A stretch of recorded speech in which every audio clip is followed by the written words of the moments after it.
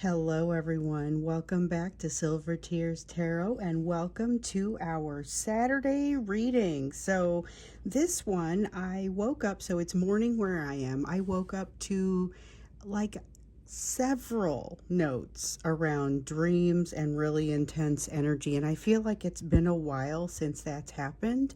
But I feel like it has a very sort of familiar sort of feel to it. So we're going to look to see what's happening with that, especially given some of the things that have come out in some of the recent readings. So these readings are all very much connected. So I do these as collective readings for this collective, general readings. So if they resonate with you, definitely take some time to go back and take a look at some of the other readings to get similar messages or associated messages. Also, you might think about subscribing or maybe even joining as a member. So I'm going to read for you with the Chrysalis Tarot today and the Tarot of Sacred Kingdoms. And then we're going to start out with an oracle card from the Enchanted Map Oracle. And so this is just a card for you. It sets the tone for the reading and maybe gives us a little bit of context as we jump in. So the first thing we have here is the card of the Ghostlands. And I like to think of this as being kind of the card of now. It has a lot to do with the fact that you can look forward and you can look backwards, but you are living very much in the now. So remembering that really, that is what we have is right now. The past is nostalgia. It's the memory that you have. It's not necessarily... it's not tangible. It's not something that you can reach into. The future, same way. But right now is the opportunity that you have. And so just a little bit of a reminder of that here with all of this manifestation energy that we've got going on. And there's been quite a bit of it coming up here lately. Also, kind of an energy of hasty approach with a lot of unhealed energy, but it's not necessarily bad. It can be just something that is honestly humanly unhealed and coming your direction. But it feels like what's happening in these dreams is a lot of communication before the timing is quite right. Let's take a look at just sort of what's the energy going on between the two of you right now. So we usually use this first question for context. We've got two that came out there. And we're going to do the same thing today, but the question is ever so slightly different. So instead of looking for that energetic and emotional backdrop, we're really kind of looking for the energy specifically going on between the two of you. So far we've got the Queen of Stones and the Devil in the reverse. Feels like very similar to what we were seeing yesterday. There is some kind of barrier to an approach that's been removed. Maybe a barrier to approach for more than one person, though. That's another thing that we saw. And then we've got the Five of Stones in the reverse. So this showed up pretty early on in the members reading that showed up yesterday, that we did yesterday. So for the members reading, I take questions, and some of them are more general questions. Some of them are more specific to the individual. And one of the general question was really about how the divine masculine is feeling it when, like, what are the impacts on the divine masculine of this new energy that's coming in. And the Five of Stones, this is kind of the energy that showed up fairly early on. It was that earth energy. It might have been the first card I pulled, actually, now that I think about it. But it had this sort of feel to it. It was very much realizing how far they'd come, but not necessarily realizing why they were feeling this way. So one of the things that I notice here almost immediately is that your person, your divine masculine, is being acted upon, because that's whose energy this is being acted upon by this new energy that is, as one viewer put it, encroaching. So encroachment is kind of the way that this person views it, even though they aren't necessarily doing what they need to be doing to keep you satisfied. They also don't want someone else encroaching on that territory. So there is definitely, though, a sense of having gotten in on the ground floor, a sense of camaraderie between the two of you, and some sort of restriction that has been lifted. But I don't know. I feel like your person knows about the restriction that has been lifted, but maybe this is news that hasn't made it all the way to you. So I get a little bit of that. Something has shifted here. Maybe they haven't told you about it completely yet, but they're trying to give you hints. I I also get the sense maybe they're trying to understand it themselves. Okay, so let's see here. We definitely have that Queen of Swords. Let's start here with the Phoenix. There is a feeling of kind of picking themselves back up. It's a pull themselves up by their bootstraps kind of feeling, and a picking themselves back up. But they also have a long way to go. And it's like they feel like that one day, and then the next day maybe they feel a little bit more beaten down. So we have the Five of Cups in the reverse. This feels like learning to cope or learning to find some kind of closure, despite the fact that there hasn't necessarily been as much opportunity for this. So finding closure within themselves using some specific information that maybe they don't have. It's the same sort of thing that you would have to do in order to find closure in this situation, since they've not given you enough information for that closure. So they don't have enough information for that closure either, but they're filling in the blanks themselves, and it's helping to heal them. It's just a very slow process, which is probably similar to what you're doing, except that they kind of have this refusal to reach out and allow you to help them with that closure. So there is a great feeling of partnership between the two of you. I talked about that camaraderie and having gotten in on the ground floor.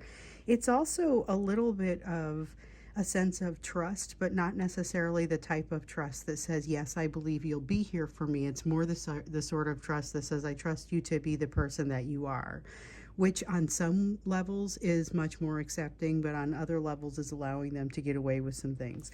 So we've got a Queen of Swords here.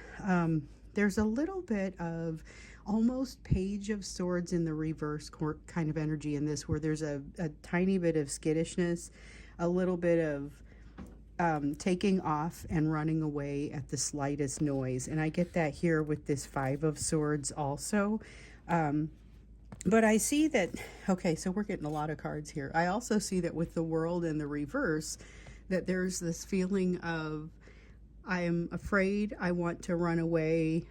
This may be for both of you, but maybe a little stronger in them. When they get close to you, you will feel that that sense of unrest as well. So this new person coming your direction kind of throws you for a loop. This person is much more of a familiar energy, but it's so heavy and so hard. It's something that it feels very inevitable, but it also feels so big and kind of scary. This partnership is absolutely, this bond is something to be, it's just something that you don't see something like this all the time. And that's kind of what they're realizing and what they're feeling, but they're also feeling as much skittishness to run away as they are feeling resolved to move toward the bond and toward your direction.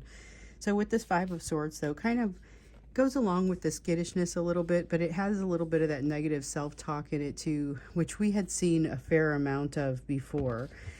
Just kind of admonition to be careful about listening to that negative self-talk, recognizing that it's not necessarily going to lead you into directions that are helpful, but it is going to give you something else you kind of have to grow past or work past. So now we have the World card. I had talked about this being, this is kind of this sense of inevitability, the thing that is nagging at them that feels like it needs to be completed or tried, or something has to happen here that has not been allowed to happen, and they're feeling it. I mean, they're feeling it kind of hardcore. You may also be feeling it, but it feels to them like something that's hanging over their head rather than something that they are wishing for or hungering for. They're feeling like they know darn well that they could turn around and accomplish this, but they're being very afraid to put in the work or even admit. So we have the Celestial Weaver here in the reverse. It is a perception that they don't have that manifestation energy. So they feel the manifestation energy around, and it's translating into a little bit of panic for them, honestly. And I feel like that's where some of that dream energy comes in. A lot of energy of, I'm not sure what to do, and there's a lot of anxiety in this. And it's also, it's like feeling anxiety, but feeling like there shouldn't be anxiety.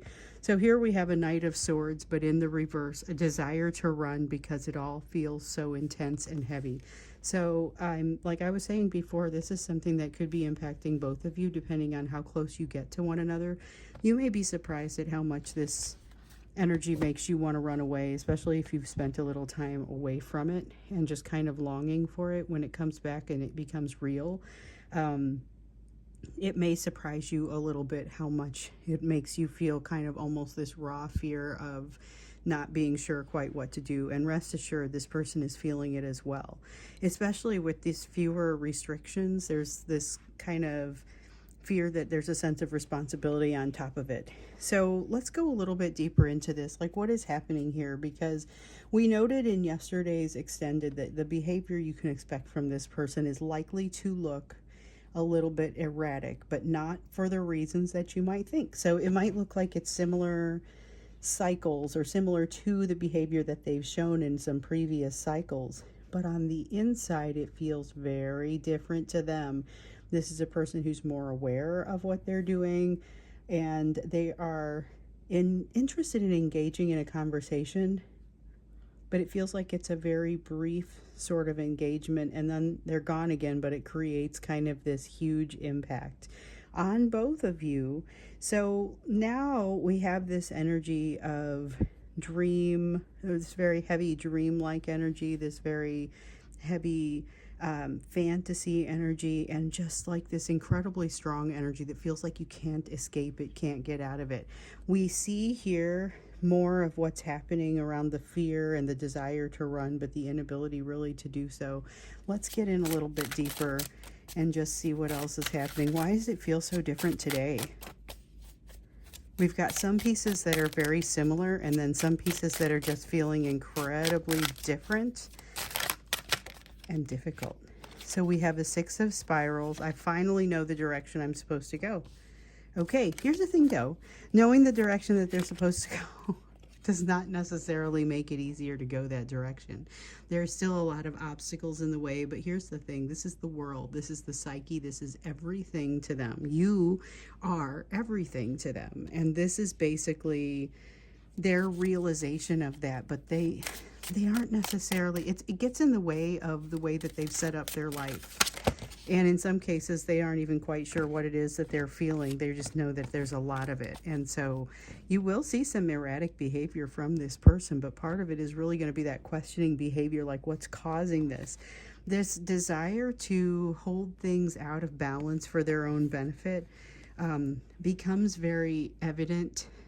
It becomes very evident to them that they're doing that they are controlling a situation for their own benefit and really kind of harming another person. And that's there's at least you being harmed with this behavior, although in some cases it's kind of many people that they may be touching. But there's this feeling with the Nine of Spirals of becoming a little bit more aware. All of a sudden, what they've been using as excuses starts to become very paper thin for them, and they start to get a better or broader view of what's happening in their reality. So Eight of Cups, realization that they really need to go figure some things out, but also that they just kind of haven't yet. They haven't invested in themselves.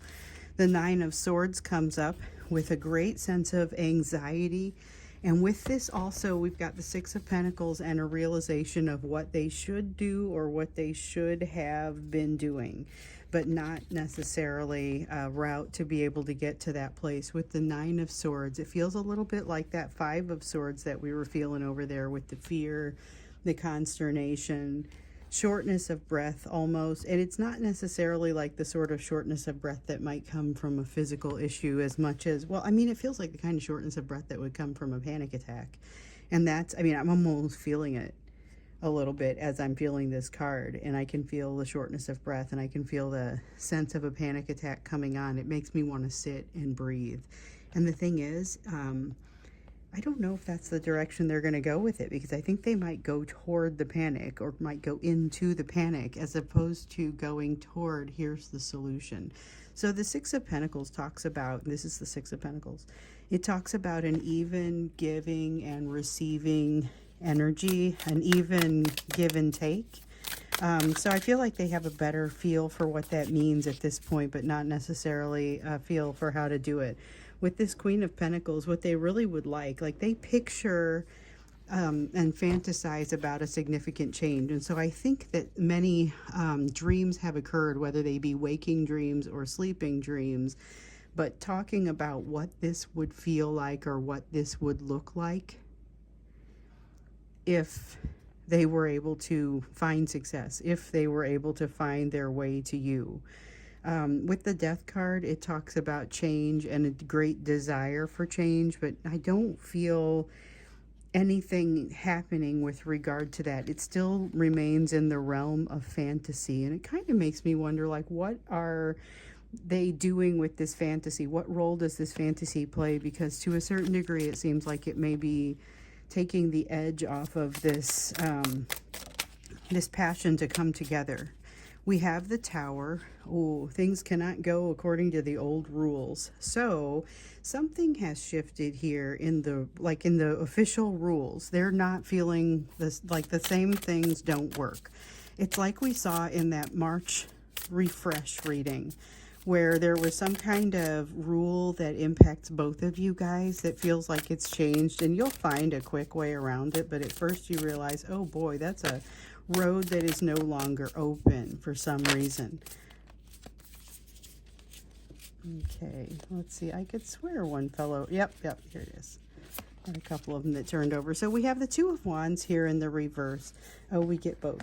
Two of Wands and the High Priestess, both in the reverse. And these basically are telling a similar story, but there's one that's building on the other one. There is kind of this sense of, without connection with that higher self and without connection with that higher power, it's going to be impossible to cover that emotional distance that your person needs to cover in order to get to this new place. They're realizing that they've got their road cut off kind of in front of them. It feels like what's really being cut off is the excuse rather than the path. So they're being told they can't go down this path anymore, that basically has them utilizing an excuse, and that they have to go toward balance. But what does that mean for them from a behavioral standpoint? What would it look like for them to go toward balance? I'm curious about that. Let's look in the extended about kind of what this bridge is that they need to cross. We're going to do something that is a little bit old school for us. When we get into the extended, we'll do the bridge question to see, it's kind of what they need to learn, but what is it that gets them from one side of the bridge, that's point A, to the other side of the bridge where they need to be, representing this balance that's going to bring peace to both them and to this situation. What does that look like? So I think when we get there, we're gonna need to do the bridge question to understand what that will look like, but we may need to do the bridge question to also see what needs to change for you, or what needs to change between the two of you. So we'll see what happens when we get a little bit closer to that.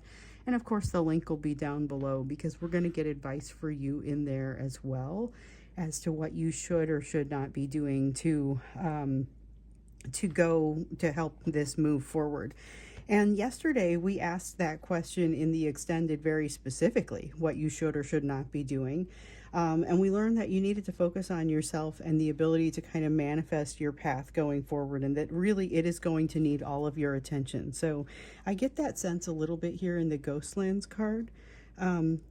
But I feel like your person's path is intertwined with yours for a reason. So yes, while you do need to focus on yours, there is still something here for you to think about with regard to them.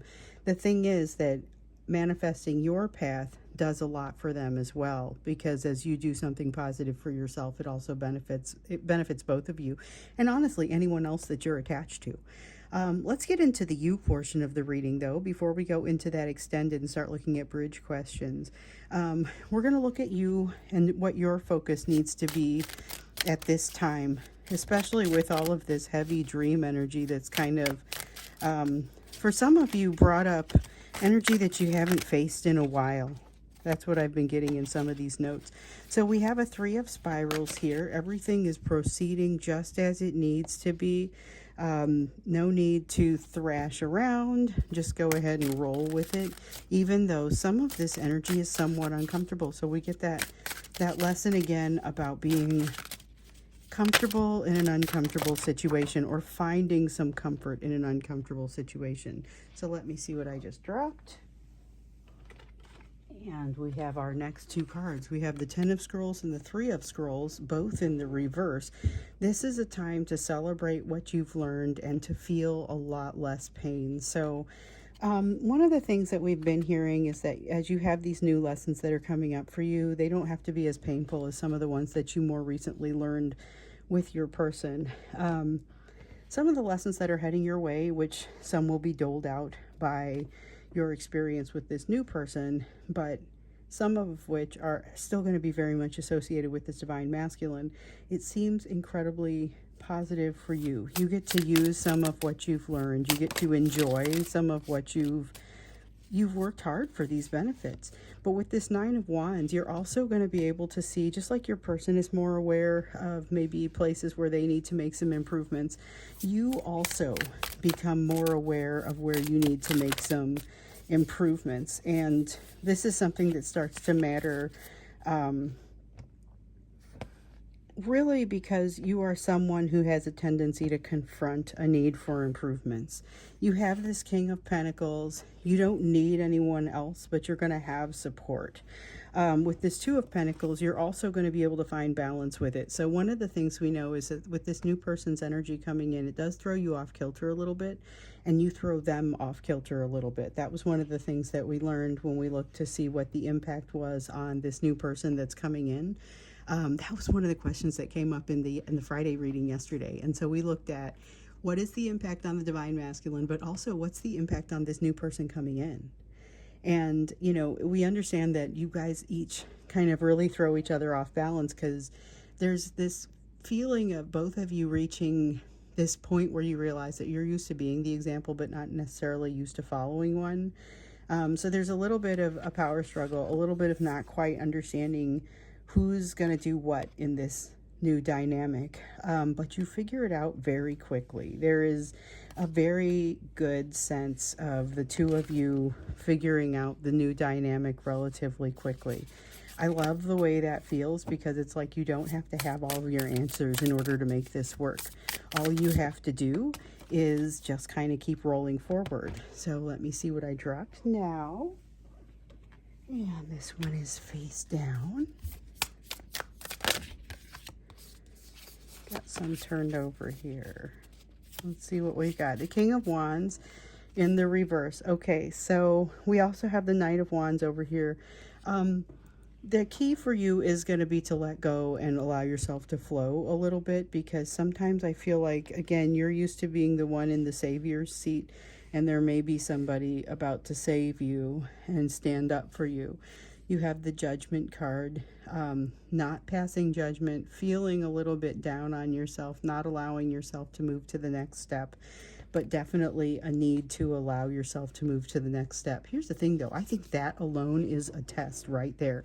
And you provide your own stability. We see that here with the Four of Wands, because with this Judgment card and something not passing judgment about yourself, you are forced to bring it out into the light and take a closer look at it. And upon closer inspection, I believe it does pass judgment. And with that, you kind of are reminded, hold on, I've been underestimating my ability to stand up and be the strength that I need. And it's an easy thing to do, because especially if you've become reliant on others, or you feel like you're supposed to be reliant upon others, it may feel a little bit like you're moving farther away from what you need to be, as opposed to moving closer to it. And it has everything to do with perspective. So it's something that feels like you are losing a choice or suddenly have fewer choices, and this is all going to be in how you look at it. So there is going to be something of an opportunity to look at like this choice or this set of choices differently and realize, oh my goodness, I'm still very much,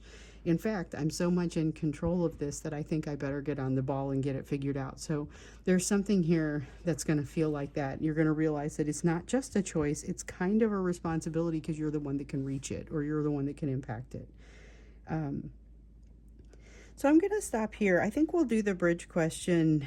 I think we're going to do the bridge question for the two of you to see what it is that you need to accomplish in order to come together into some form of union, and recognizing that that can look many different ways. So we'll do the bridge question for your person, and then we'll do the bridge question for the two of you. What does it need to have? What needs to happen for your person to get to where they need to go? And then what needs to happen for the two of you to come into some form of union? So that'll be what we look at when we get into the extended. The link is just down below, and I hope to see you there. And I will see you again in tomorrow's reading too.